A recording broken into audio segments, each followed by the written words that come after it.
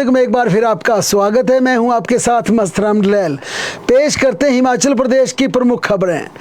मुख्यमंत्री सुखविंदर सिंह सुक्खू ने आज सोमवार के दिन राज्य सचिवालय में 4 बड़ी बैठकों का आयोजन किया और इन बैठकों में 4 बड़े फैसले मुख्यमंत्री ने लिए। पहली बैठक प्रदेश के कैंसर पीड़ित मरीजों के उपचार पर आयोजित की गई। दूसरी बैठक बिजली सब्सिडी तथा तीसरी बैठक उद्योग विभाग तथा बिजली बोर्ड की संयुक्त रूप से आयोजित की गई और चौथी बैठक बल्क ड्रग पार्क की आयोजित की गई। इन चारों बैठकों की बात करें तो अब हिमाचल प्रदेश के कैंसर मरीजों को लेकर कई बड़े फैसले लिए, जिसमें मुख्यमंत्री ने कहा कि हिमाचल प्रदेश में अब कैंसर पीड़ित मरीजों का निःशुल्क मुफ्त उपचार किया जाएगा। दूसरी बिजली सब्सिडी पर की गई, क्योंकि हिमाचल प्रदेश में जितने भी साधन संपन्न लोग हैं उनकी बिजली पर सब्सिडी समाप्त कर दी गई है। अब सरकार ये देख रही है कि उद्योगों को किस प्रकार से जो सब्सिडी दी जा रही है, जिस प्रकार का टैरिफ उद्योगों पर है, उसकी दरें क्या तय की जाए। इसी के चलते आज बिजली बोर्ड तथा उद्योग विभाग की एक ज्वाइंट बैठक मुख्यमंत्री ने आयोजित की और इस बैठक में हर्षवर्धन चौहान से भी पूछा कि जिस प्रकार से हिमाचल प्रदेश में साधन संपन्न लोगों को मुफ्त बिजली देने हमने बंद कर दी है, तो इन परिस्थितियों में क्योंकि हिमाचल प्रदेश के बिजली बोर्ड जिस प्रकार से घाटे पर चल रहा है, प्रदेश के लोगों को बिजली का बिल ज्यादा ना आए, इसके लिए क्या किया जाना चाहिए। क्या जिस प्रकार से बड़ी रियायतें इंडस्ट्रियल एरिया में दी जा रही हैं उन पर भी कैंची चलाने की जरूरत है, इसे लेकर रिव्यू किया गया। दूसरा महत्वपूर्ण, हिमाचल प्रदेश में उद्योग विभाग की एक लंबी कसरत के बाद बल्क ड्रग की स्थापना होनी है, लेकिन जिस प्रकार से केंद्र के साथ टकराव चल रहा था, हिमाचल प्रदेश की सुक्खू सरकार ने केंद्र के पैसे वापस लौटा दिए और ये निर्णय लिया कि बल्क ड्रग स्वयं बनाएंगे। आज मुख्यमंत्री ने इस बैठक में 50 करोड़ रुपए की राशि बल्क ड्रग के लिए भी जारी कर दी। आगे चलकर कैंसर पीड़ितों की भी बात करेंगे, उसके लिए क्या बड़े फैसले लिए गए हैं। लेकिन हिमाचल प्रदेश के पेंशनर्स और कर्मचारियों को डीए की सौगात को लेकर अब खाका बनने वित्त विभाग में शुरू हो गया। इसके लिए पूरी तरह से कि प्रदेश में कितने कर्मचारी हैं, कितने पेंशनर हैं, लेकिन जो प्रपोजल वित्त विभाग ने बनाया उसके अनुसार हिमाचल प्रदेश के कर्मचारी पेंशनर्स को 1 जनवरी 2023 से 4% डीए दिया जाएगा। इसका यह प्रस्ताव तैयार किया गया है। हालांकि इस पर अंतिम मंजूरी मुख्यमंत्री सुखविंदर सिंह सुक्खू की होगी, लेकिन 15 अगस्त के दिन देहरा में इसकी घोषणा संभव है। मुख्यमंत्री सुखविंदर सिंह सुक्खू ये ऐलान कर सकते हैं कि हिमाचल प्रदेश के पेंशनर कर्मचारियों को 1 जनवरी 2023 से डीए की सौगात दी जाए। इन परिस्थितियों में 1 सितंबर को डीए बढ़ोतरी के साथ हिमाचल प्रदेश के कर्मचारियों को वेतन मिल सकता है, पेंशनर्स को पेंशन मिल सकती है, लेकिन 1 जनवरी 2023 से 31 अगस्त 2024 तक का जितना भी एरियर बनेगा, डीए का एरियर बनेगा, वह बाद में दिया जाएगा, उस पर बाद में फैसला होगा। इस प्रकार का वित्त विभाग ने प्रपोजल बनाया। हालांकि अभी तक डीए का पिछला एरियर भी प्रदेश के कर्मचारी पेंशनर्स को नहीं मिल पाया है। कर्मचारियों के संशोधित वेतनमान को 7 से 8 हजार करोड़ की देनदारी भी यहाँ पर हिमाचल प्रदेश में पेंडिंग है। इसे कर्मचारी लंबे समय से मांग रहे हैं कि आपने 2016 से लेकर 2021 के बीच जो नया आपने रिवाइज स्केल यहाँ पर इम्प्लीमेंट किया, 1 जनवरी 2023 से संशोधित वेतनमान जो पीछे से जारी किया 1 जनवरी 2016 से, लेकिन इसके रिवाइज स्केल का एरियर कब दिया जाए, इसके लिए वित्त विभाग के प्रधान सचिव देवेश कुमार ने एक खाका तैयार किया था, जिसमें उन्होंने प्रोफार्मा बनाया था कि कर्मचारी पेंशनर्स को आगे निकट भविष्य में थोड़ा थोड़ा एरियर कैसे दिया जाएगा, लेकिन इसका जबरदस्त विरोध हुआ था, जिसके चलते उस चिट्ठी को विड्रॉ कर लिया गया था। लेकिन अभी भी 7-8 हजार करोड़ का जो डीए यहां पर देना, एरियर देना, इसकी डिमांड चल रही है। कोर्ट केस के ऑर्डर पर हिमाचल प्रदेश के तमाम जितने भी कोर्ट के केस पारित हो रहे हैं, उसमें जो कोर्ट के आदेश होंगे उसके मुताबिक वित्तीय लाभ दिए जाएंगे। क्योंकि एक फैसला एजुकेशन डिपार्टमेंट का आया था जिसमें एजुकेशन डिपार्टमेंट ने कहा था कि वित्त विभाग ने सीलिंग लगा दी है, किस्तों में इंस्टॉलमेंट में वित्तीय लाभ देने का, एरियर देने का फैसला लिया। इस पर हाई कोर्ट ने कड़ी नाराजगी जाहिर की थी और ये कहा था कि जब अदालत ने यह फैसला सुना दिया कि तमाम वित्तीय लाभ एक साथ दिए जाएं, फिर इसमें इंटरवेन कैसे हो सकता है, इसमें वित्त विभाग की गाइडलाइंस को कैसे चस्पा किया जाता है। इस पर बाकायदा अदालत ने कहा था कि वित्त विभाग कोई आला अधिकारी आकर हाई कोर्ट में स्थिति स्पष्ट करे कि इस तरह का ऑर्डर क्यों हुआ। लिहाजा वित्त विभाग के विशेष सचिव रोहित जम्वाल कोर्ट में उपस्थित हुए और उन्होंने पूरी व्याख्या कोर्ट के सामने रखी और उन्होंने कोर्ट को ये अवगत करवाया कि वित्त विभाग ने 2012 में एक नोटिफिकेशन निकाली थी जिसके अनुसार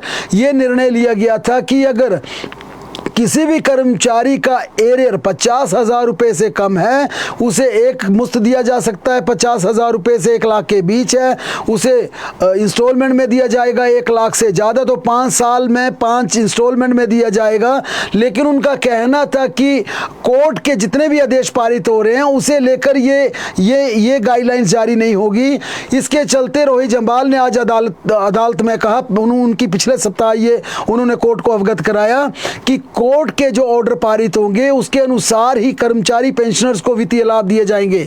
उन्होंने कहा कि अन्य मामलों के लिए वित्त विभाग ने अपनी गाइडलाइंस जारी की है और उसके मुताबिक एरियर दिया जा रहा है। यानी कि यहाँ स्पष्ट हो गया कि जब हाई कोर्ट से कोई ऑर्डर पारित होगा, ऑर्डर पास होगा, उसके अनुसार ही वित्तीय लाभ मिलेंगे। लेकिन दूसरे तमाम कर्मचारियों के लिए अदालत का वह फैसला लागू नहीं होगा क्योंकि अन्य कर्मचारियों के लिए जो वित्त विभाग की गाइडलाइंस हैं उन्हें ही इंप्लीमेंट किया जाएगा।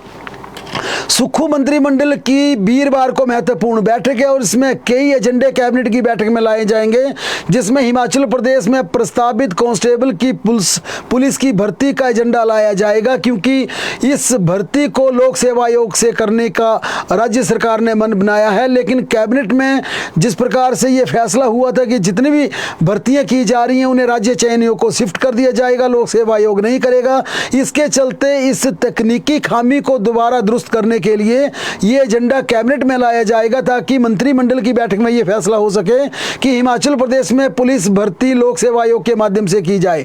दूसरा एजेंडा महत्वपूर्ण, वन विभाग पर बैठे देरा के पोंग विस्थापितों को जमीन पर मालिकाना हक दिया जाए। जमीन जिस पर घर बना हुआ है, घर योग्य जमीन उनके नाम कर दी जाए क्योंकि मुख्यमंत्री ने देरा के चुनावों के दौरान ऐलान किया था कि देरा के कई पोंग विस्थापित ऐसे हैं जो कि जंगलों में अपना जीवन व्यतीत कर रहे हैं, जिनकी हालत काफ़ी ख़राब है। उन्हें ना तो राजस्थान सरकार ने ज़मीन दी तो माइंस वाली ज़मीन दे दी, ऐसी ज़मीन दी जहां पानी की एक बूंद नहीं थी। इसके चलते लोगों को मजबूरन जब अपना पोंग बांध के लिए उन्हें अपनी ज़मीन देनी पड़ी तो बाद में देरा के जंगलों में जाकर बस गए।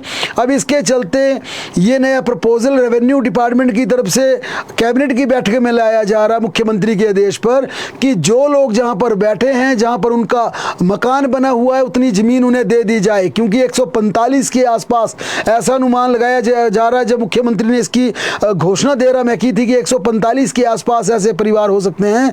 लेकिन अब बड़ी दिक्कत ये आएगी कि प्रदेश के दूसरे हिस्सों में, कांगड़ा के दूसरे हिस्सों में या बिलासपुर के हिस्सों में भी कई लोग ऐसे होंगे और इनकी संख्या 6 से 8 हज़ार हो सकती है जो कि इस प्रकार की दिक्कतों का सामना कर रहे हैं, जो कि विस्थापित होने के बाद फॉरेस्ट लैंड पर कब्जा कर बैठे हैं।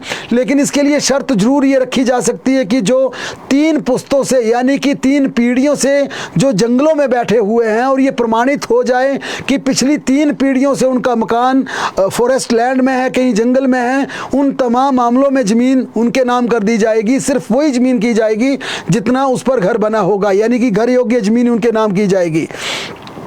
12 साल से सेवाएं दे रहे जल शक्ति विभाग के जल रक्षकों को भी रेगुलर करने का एजेंडा आएगा क्योंकि जल शक्ति विभाग में बेलदार के कई पद हैं। उन पदों पर जिस प्रकार से रिटायरमेंट हो रहे हैं लेकिन नई भर्ती नहीं हो रही है, इसके चलते अब जल रक्षकों को उन बेलदार पदों के अंगेस्ट उनके पद सृजित किए जाएंगे, बेलदार के पद खत्म किए जाएंगे और जितने भी हिमाचल प्रदेश में 12 साल से ज़्यादा जल रक्षक अपनी सेवाएं दे रहे हैं उतनी पोस्ट क्रिएट करके उन्हें नियमितीकरण के लिए उनका रास्ता साफ किया जाएगा। कैबिनेट में ये बड़ा एजेंडा आएगा। एक्साइज GST 2 अलग अलग बिग बनेंगे, ये भी कैबिनेट में एजेंडा आएगा।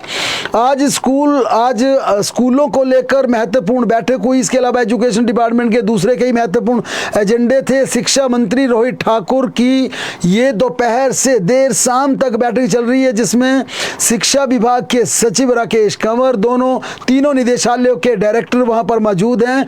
और इसमें सबसे बड़ा मंथन चल रहा है हिमाचल प्रदेश में बरसात में स्कूलों की स्थिति पर, क्योंकि जिस प्रकार से पहली ये बरसात आई और इस बरसात के मौसम में पूरी तरह से व्यवस्था उथल पुथल हो गई है, बच्चों का स्कूल पहुंचना मुश्किल हो गया। ऐसे में एजुकेशन मिनिस्टर ने ये रिव्यू किया कि कितने ऐसे स्कूल हैं जहां पर सड़क टूट गई है, रास्ते टूट गए हैं या भवन क्षतिग्रस्त हो गए हैं, जहां पर क्लासेस का चलना मुश्किल है, स्कूलों का खुलना मुश्किल है। कौन कौन से ऐसे क्षेत्र हैं, उन्होंने पूरा रिव्यू किया।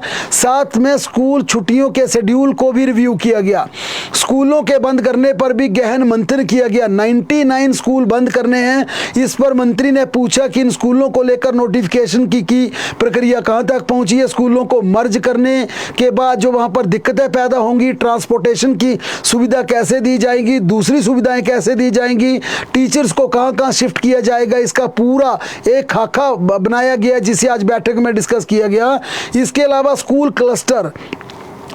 क्लस्टर बनाए गए थे, लेकिन ये धरातल पर अभी तक लागू नहीं हो पाए हैं। मुख्यमंत्री सुखविंदर सिंह सुक्खू ने कड़े निर्देश दिए हैं कि क्लस्टर योजना को धरातल पर लागू किया जाए, और इस क्लस्टर योजना को इंप्लीमेंट करने पर भी आज बैठक में डिस्कस किया गया। इसके अलावा कई दूसरे महत्वपूर्ण मुद्दे भी इस एजुकेशन की डिपार्टमेंट में चल रहे हैं, क्योंकि ये बैठक करीब 1-1:30 बजे के आसपास शुरू हो गई थी और 6 बजे तक भी ये बैठक चल रही थी। इसमें और भी कई महत्वपूर्ण फैसले वहां पर हो सकते हैं। हिमाचल प्रदेश में कैंसर मरीजों का निःशुल्क उपचार होगा। मुख्यमंत्री की आज पहली बैठक थी सचिवालय में।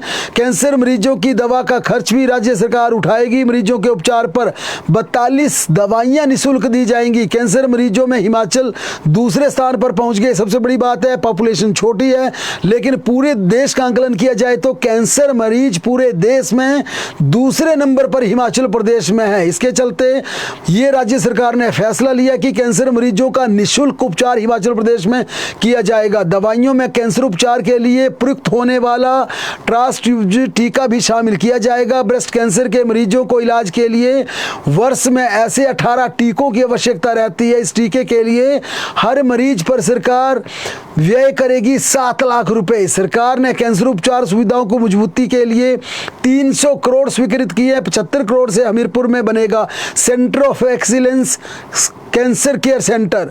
75 करोड़ से चमियाना में मिलेगी बोन मैरो ट्रांसप्लांट की सुविधा। 150 करोड़ से हमीरपुर में विश्व स्तरीय कैंसर उपचार उपकरण खरीदेगी राज्य सरकार। ये बड़े फैसले लिए गए हैं। आज नेता प्रतिपक्ष जयराम ठाकुर ने ईडी पर बड़ा खुलासा किया कि हिमाचल प्रदेश में जो ईडी आई उसे लेकर पहली बार जयराम ठाकुर ने खुलकर बात की। हालांकि उन्होंने प्रेस वार्ता के माध्यम से राज्य सरकार पर जबरदस्त जुबानी हमला भी बोला। उन्होंने कहा, पिछले वर्ष आई आपदा का राहत पैकेज अभी तक धरातल पर नहीं उतरा, लोगों को नहीं मिला। जयराम ठाकुर ने कहा, पिछली बार हुए नुकसान की भरपाई के लिए पैकेज की बात केवल हवाई ही रह गई। उन्होंने कहा कि मकान बनाने के लिए सरकार ने 7 लाख रुपए देने की बात कही थी, लेकिन लोगों को यह पैसा नहीं मिल पाया।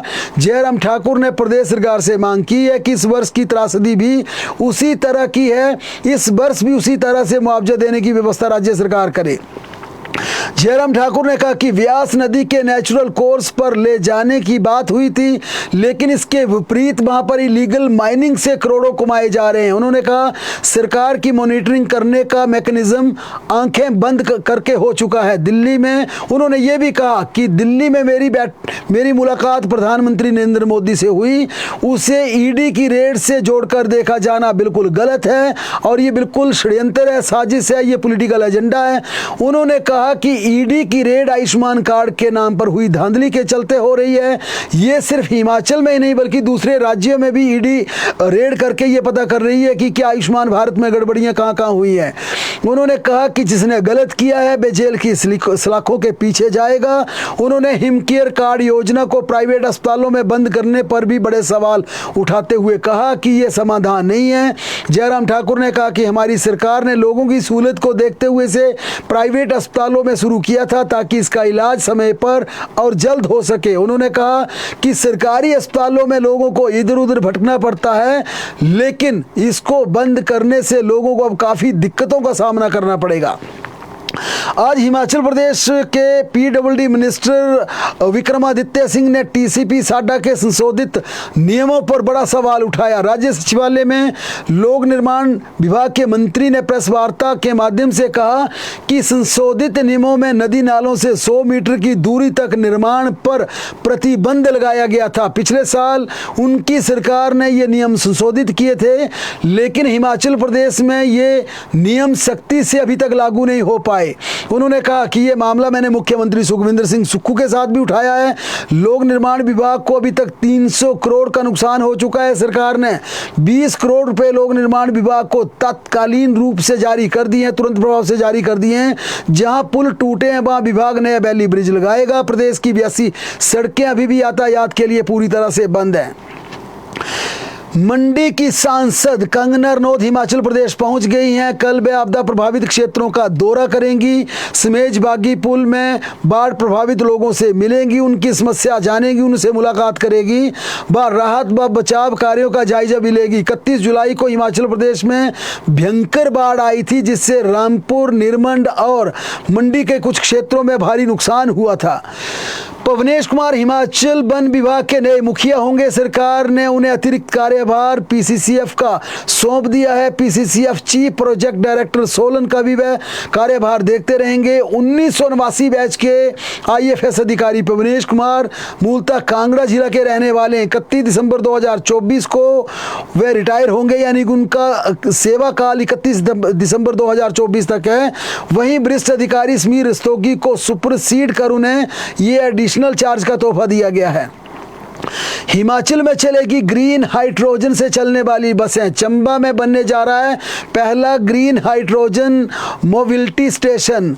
एचपीएमसी चमेरा 3 पावर स्टेशन के निकट स्थापित होगी परियोजना। रोजाना 20 किलोग्राम ग्रीन हाइड्रोजन का होगा उत्पादन।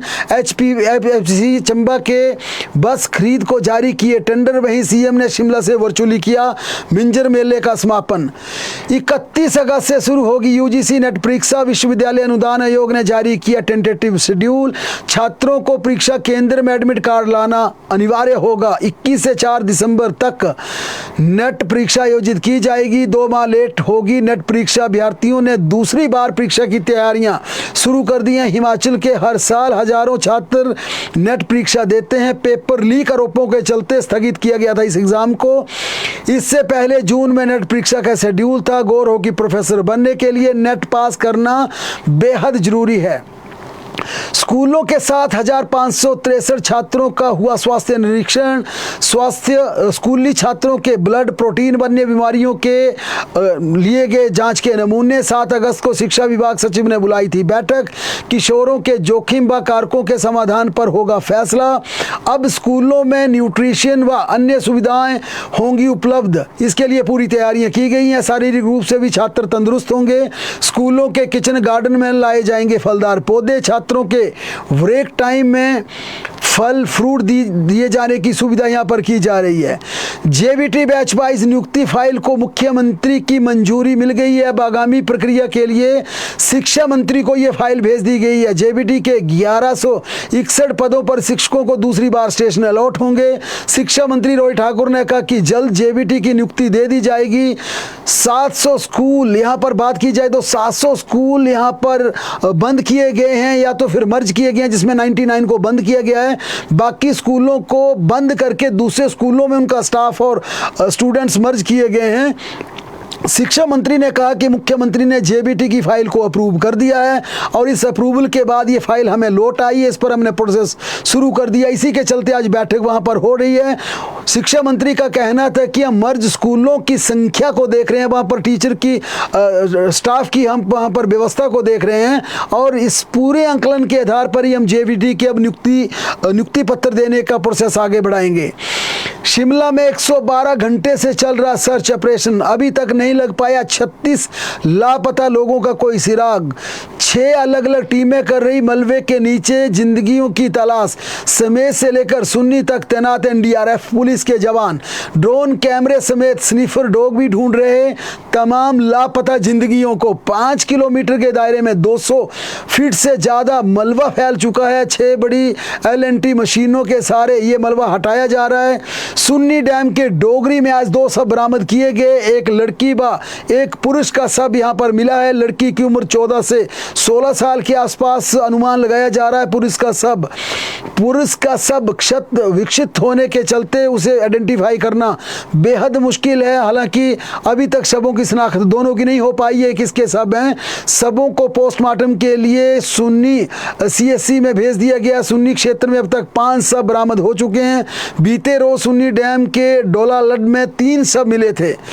DNA जांच के बाद इन शवों की शिनाख्त हो पाएगी। बड़ी बात है कि इस मेज में 36 लोगों के सैंपल लिए गए हैं। शिमला के 33 और कुल्लू से 3 लापता लोगों के परिजनों के सैंपल लेने के बाद इन्हें DNA सैंपल की फोरेंसिक लैब जुनगा भेजा गया है, ताकि उन तमाम लोगों के सैंपल लेने के बाद जिनके परिवार के लोग गुम हुए हैं, उन परिजनों के सैंपल लेने के बाद अगर कोई शव कहीं पर बरामद मिलता है तो उसके DNA के मैच के बाद ये पता लगाया जाएगा कि ये व्यक्ति किस परिवार का है। जो डेड बॉडी मिली है ये कौन सी है इसे, क्योंकि जितने भी अब यहाँ पर डेड बॉडीज रिकवर हो रही हैं उन्हें आइडेंटिफाई करना बेहद मुश्किल हो गया। सबों को पहचानना बेहद मुश्किल हो गया। शत विकसित सब मिल रहे हैं, किसी अंगों में किसी के टांग मिल रही है, किसी की बाजू मिल रही है, किसी का धड़ मिल रहा है और पूरी तरह से टूट फूट चुके हैं ये उनके अंग। इसके चलते अब सिर्फ DNA के सैंपल के आधार पर इन सबों को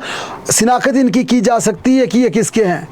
हिमाचल प्रदेश में फ्लैश फ्लड का फिर अलर्ट जारी किया गया। 5 जिलों के लिए चेतावनी जारी की गई है। कांगड़ा, शिमला, चंबा, मंडी व सिरमौर में अलर्ट जारी किया गया। 6 अगस्त 11:30 बजे तक के लिए ये अलर्ट जारी हुआ है। जनता को सचेत रहने का भी एडवाइजरी या सुझाव है।